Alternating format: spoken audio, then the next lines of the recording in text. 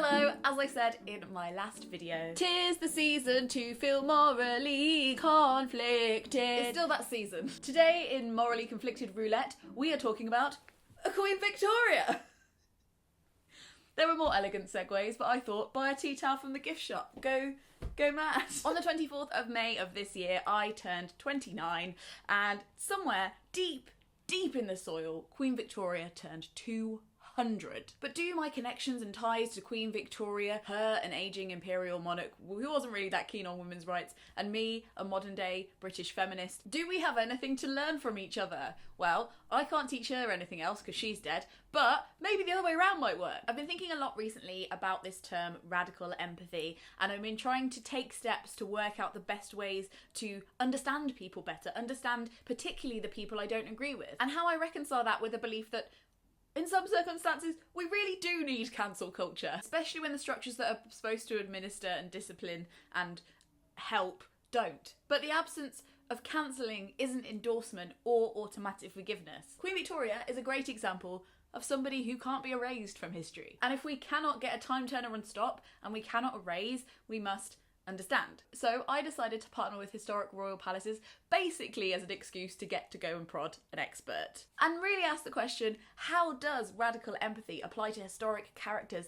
in history who I perceive to have failed us as feminists? Queen Victoria was one of the most famous female leaders in history, but if historians are to be believed, she turned her nose up at suffragettes and, inarguably, was the Empress of the British Empire. One of the least intersectional moves she could have pulled. When I think about the history of my country, I often get quite sad. Like, how could we have kept so much from so many? But did she pull those moves, or were those moves pulled for her? Was she a willing bopper in this dance, or did she have her own reasons for nodding along? I went along to Kensington Palace to sit in Queen Victoria's bedroom, steady, to learn more.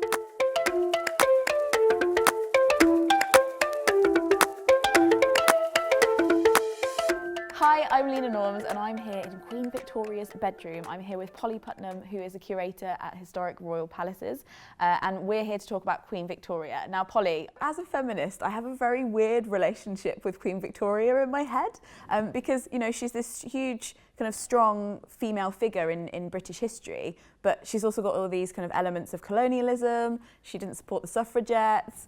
She didn't like sex very much, I hear. So how do you feel, you know, kind of thinking about her in that light as a woman of her time?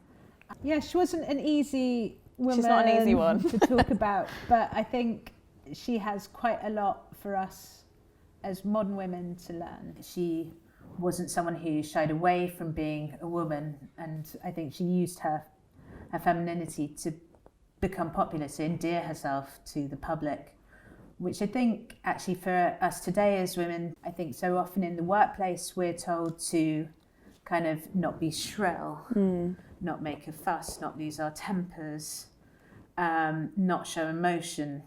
I think what Victoria did was like she used her emotion and her grief really to create a very successful image for herself.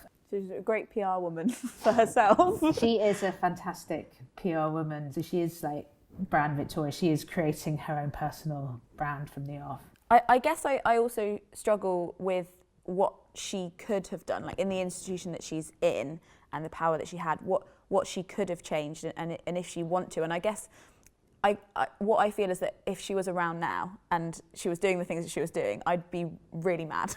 I'd be like, you're our one woman. We only have you. Why won't you advocate for other people? How much power do you think she had in that? And like, how do we reconcile that in our head? I think as ever what you do is kind of blame the patriarchy around her. So what she knows of the world, what she understands of the world is what people tell her, and the people who are telling her are privileged men. She very much views that the stability of the country sort of relies on the stability of the monarchy. So she does what she can to kind of keep her head, keep her position. And she's existing in this time where a lot of other monarchies are falling and there's lots of revolutions going on around the world, and she obviously is like a huge figurehead of this institution that's the royal family, but that's always under threat. How do you think she felt about the empire? Did she ever express any grievances or any regrets about how she was, because obviously that's the intersectional feminist side of it, is like, remember all of the people in other countries, half of those people are women. How do you think she really felt about that, and how much control did she have? So she has, I think Victoria, everything for her is personal. So Victoria understands India through her relationships with Indians that she knew. So she has a great relationship initially with a man called Maharaja Duleep Singh, the last ruler of the Punjab. And actually he loses his empire when all of her European relatives in 1848 are losing their empires around them. So she says, I understand, I always feel sorry for these poor deposed princes. So actually in 1857, after the Indian uprising, she actually writes and sort of tries to persuade the government in that settlement with the Indian people, saying, I want them to be seen the same as British subjects. Okay. But it's actually the British government that write it out. But she understands that because it's like royal to royal. So one of the things that a lot of people will say in Victoria's defence is that she doesn't see race, she doesn't see colour, and I think she does, as long as you're or she doesn't, as long as you're royal. So people talk a lot about okay, and actually the last things make a lot of the fact that she adopted or made sure that Sarah Falls Bonetta, so this sort of black woman who kind of was Victoria was her godmother, and she made sure she had an income and an education. But people forget that actually she was, as far as Victoria understood, she was actually an African princess. So Victoria sees royalty first, colour second. Yeah, because to me it feels like she's almost quite naive. I mean, she grew up in this kind of Kensington system, in the Kensington Palace, that was, people chose what her education was, and it sounds to me like she was not quite aware of the impact of that. And I guess maybe it's less about the race of people, more about their class, that she really saw rich people and then everybody else. And obviously there's lots of people starving in her own country as well that she wasn't addressing. And exactly, I think that's what she sees first and foremost. Like she is a queen. And actually when we think about Victoria and feminism, one of the things she does is that she acts very much as a mentor to a Nepalese queen in all effects. She was called the Bhopal of Begum, who was this young female leader. And actually Victoria acts very much as her mentor. So she's there, she sends her books, they correspond to each other, they talk about queenship. And so she's not seeing race, she's just like speaking royal to royal. And actually to an extent I see kind of like woman to woman. But I think she's very much like, she literally has Queen Bee syndrome. So she does like pull up the ladder behind her, I think is the way to look at her. So with her home life, she has 9 children. She really feels this pull of like feeling the duty of having to be a Victorian woman and do all that. Do you think that still is around today? Because we're sitting in her domestic sphere, we're sitting in the place that she really was told that she belonged. Do you think that's a legacy that's still around? And obviously we talk about abortion rights and stuff, and I read that she actually, after her 7th child, was like, Albert, please no more children. And he was like, no. Keeping somebody in that, pregnant state is a lot to bear as well. Yeah, and I think, again, this is one of the things where I kind of find Albert I find Victoria easier to empathise with, because she goes through things that women go through. She goes through pregnancy, it's not a lot of fun. She gives birth also here, not a lot of fun, got that to come. So all of these things like you can empathise with because she gives so much and dies. Albert's position, where he instantly kind of starts taking advantage of the fact Victoria's pregnant, starts taking more of an active political role, starts really kind of, yes, this is my chance to like be the man of the house. And I think that is something that's quite interesting that you do still very much feel today. So I'm quite obviously pregnant at the moment. I tell people that my husband's sharing some of my maternity leave, and they're like, really? He's so good. And it's like, well, a little pat on the head. pat on the head. So it's just funny. And actually, as you kind of literally start embodying all of these, like the most feminine thing you can do is sort of have a child or be pregnant. Once you start embodying that, then like you really start seeing that misogyny comes through the cracks.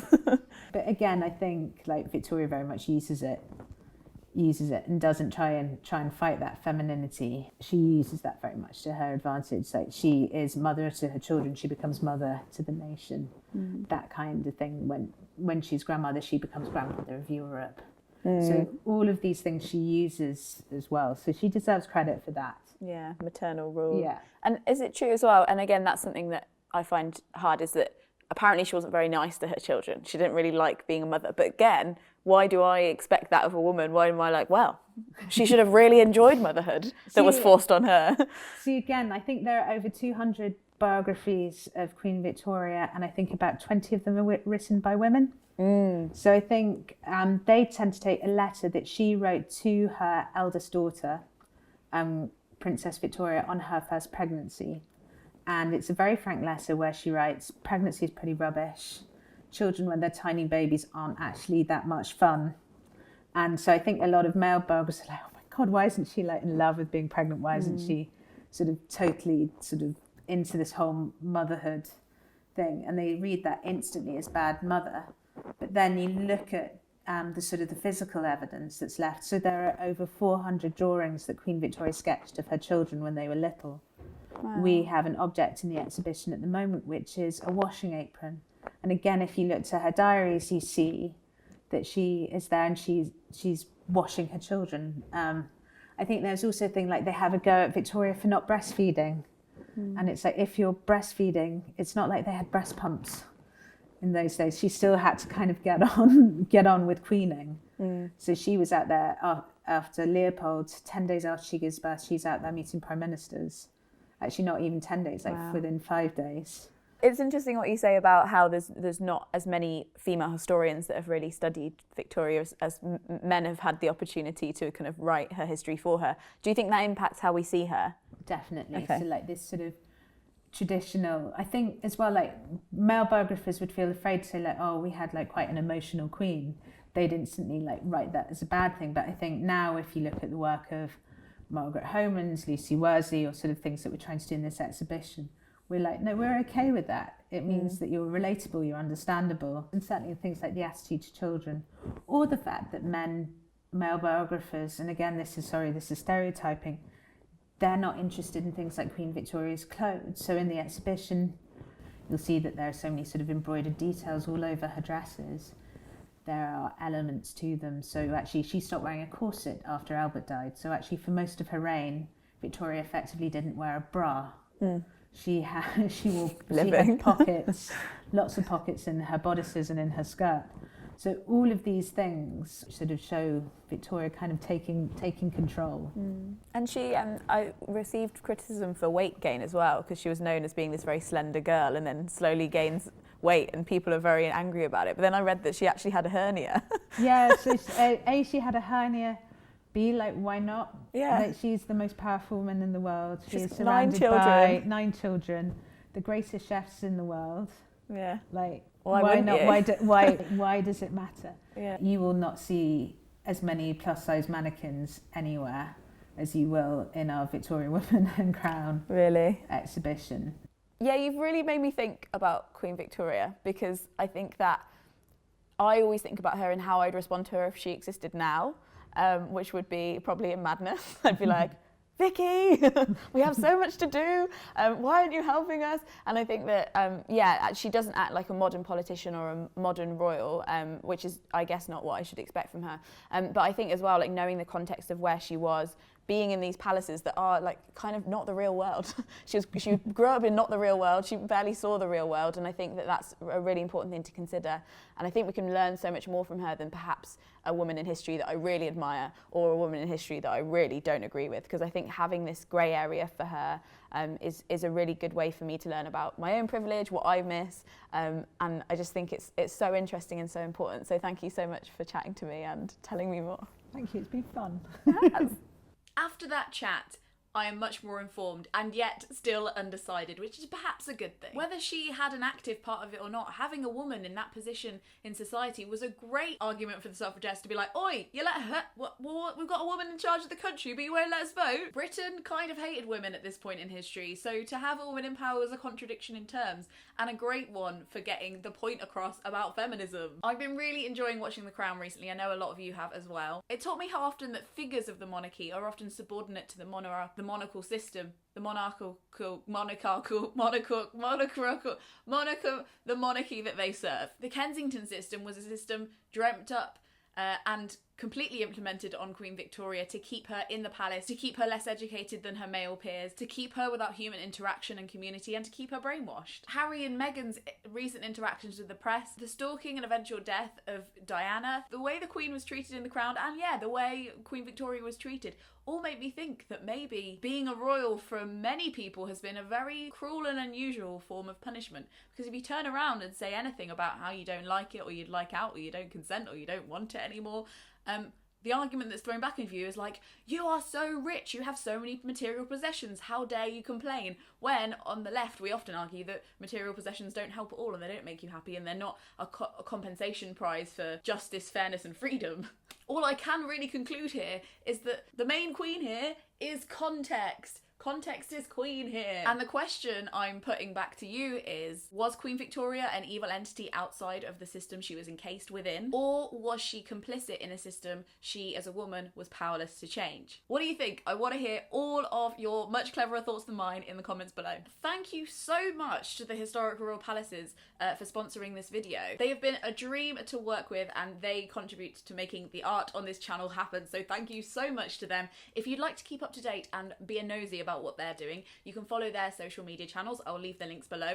And it is your last chance to see the Women and Crown exhibition at Kensington Palace. It finishes on the 5th of January. I went round it when I visited. I thought it was really incredible actually and quite moving, especially the Empire section, which I think was really sensitively handled. Didn't shy away from things, didn't cotton coat the truth, but showed nuance. And also the whole way through the exhibition, they peppered the whole exhibition with these beautiful poems about power and women and empire by people of colour, which were just so good. I look forward to hearing your incredibly nuanced comments on cancel culture below. I'm going to leave some links to some interesting podcasts I listened to about cancel culture and also about Queen Victoria. Let's keep learning. Thank you so much for watching and Frog Snug out.